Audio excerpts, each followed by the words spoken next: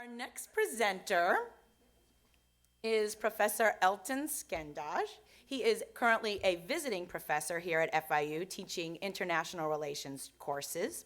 Professor Skendaj sharpens his students' critical thinking skills and provides a strong foundation of knowledge in political science and public affairs through interactive teaching methods, such as debates, role plays, simulations, and theater.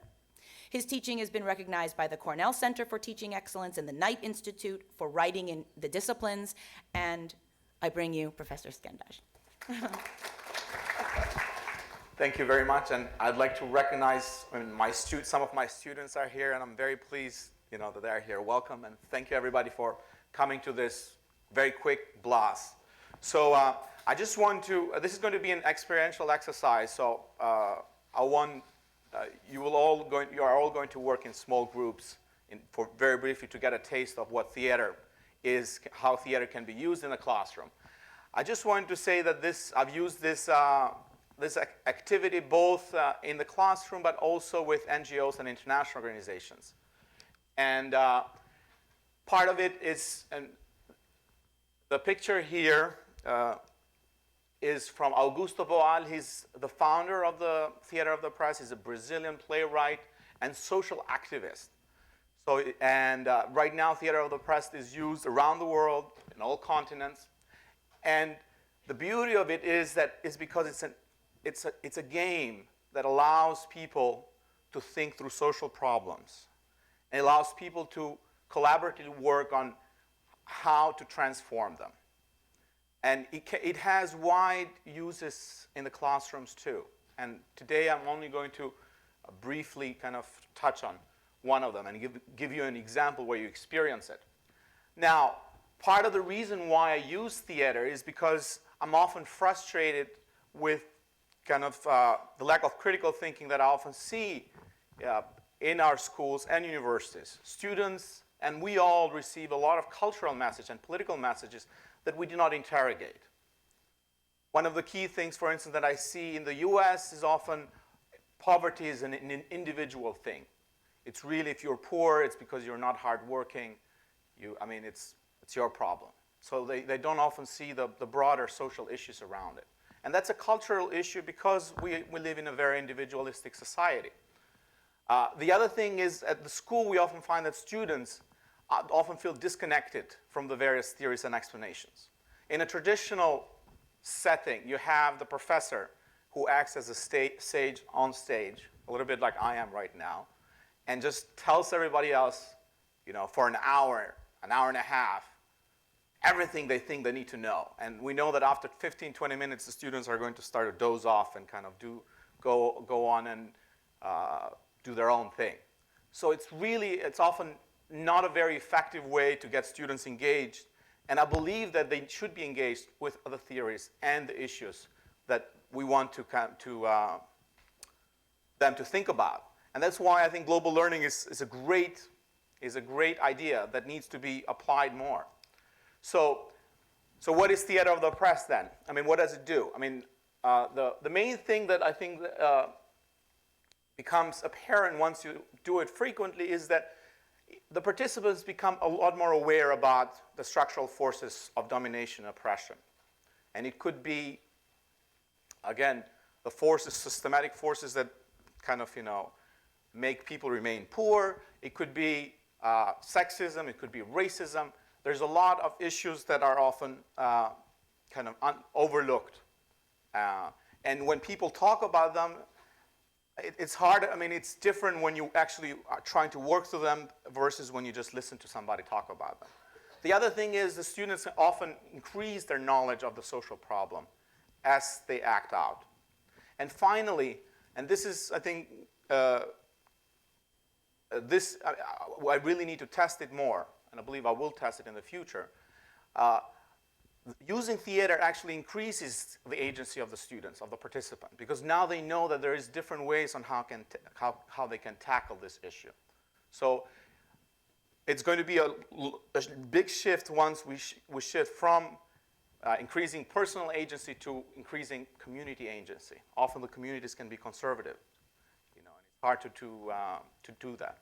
So I will when I do theater of the oppressed, I usually have a warm-up activity, and it's because I'm a political scientist, we deal with power, structures, etc.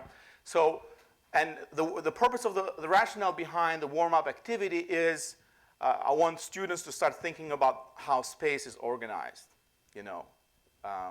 everywhere, but also especially in their classrooms. So one thing is, let me get a few, can I get a few objects from there? Let me get a few objects. So I will invite, a pen. All right, thank you. So I want to invite a volunteer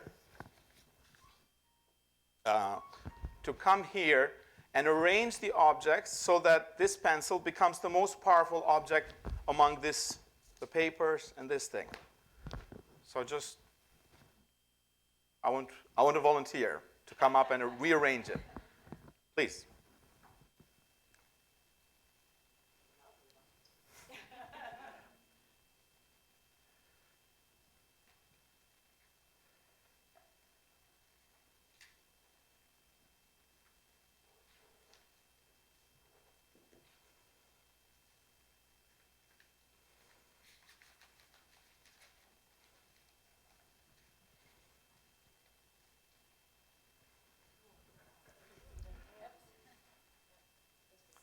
Okay. Okay. We get it. So what makes the pencil now the dominant object in this picture? Anybody? It's central. It's in front. Sorry? It's framed. Yes. We recognize it. It's supported. Yeah. It's like the whole thing is just, and it's in the middle. Beautiful. Now I want another participant to come here, and basically you can make either yourself more powerful than the rest, or add an object that becomes more powerful than everything that we put there. Yes, please. Sure. Sure.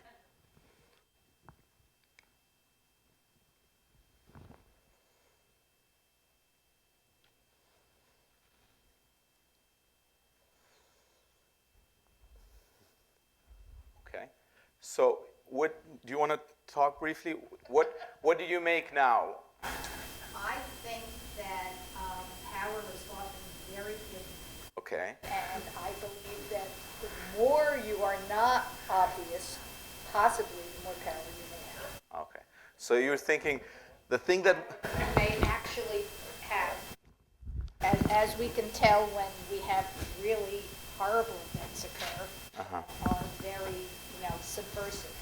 To me, that's a subversive power. Right. So this is actually the puppet master behind everything then. I would think the hidden. The hidden was more apparent. Good, good. So there could be a lot of conversations that you could start with the students when you do that. I mean, one of the things that I always try to tell them is how actually the whole structure of the lecture hall is arranged, where they have to sit and be passive recipients, and and I try to subvert part of the idea that by saying that, actually their learning is more important than my teaching. So this kind of exercise actually allows for a lot of interesting conversations. So now I want to talk a little bit about image theater, and this is the basic kind of theater that we can use. And what happens is that groups, students, participants create an image first that expresses a major theme of violence or oppression in the world. So what is, and you try to create that image as part of a group. But we don't stop there. Each group is then asked to create a second image about how that image would be in an ideal world. What would we see if we would not see this form of oppression of violence? How would it look like? And again, the image uses their bodies to represent the desired future. As they do that, the group has to also come with an argument about how can we achieve that goal. And so there's a big debate that occurs as people say, oh, but the best way to achieve, solution to this form of violence is this versus that. So I want you now to have spent a few minutes, use the table as your group. So I want you to practice, and I will only be able to call on one group, one volunteer group, because we don't have a lot of time. And I will want you to spend 3 minutes on a very simple, come up with a major theme of violence, see about how you can express it as an image, and then how it would be in an ideal world. Is that clear? It's hard, I know, and normally you'd need an hour to do this exercise, just to give you a taste. It's a blast after all. Can I ask for a group to volunteer? Is there anyone group ready? A brief one, it doesn't have to be a perfect. Please, yes. On the back? Yes. Do you mind coming up there? So the first image is going to be the image as it is, the second as an ideal image, and I'm going to be a facilitator to ask them about how they move from A to B. So please go ahead. Okay, so let me ask, hold on there, let me ask, what do you see here? What does the audience see here?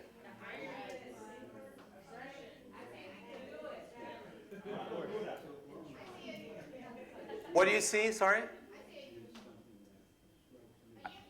A union worker?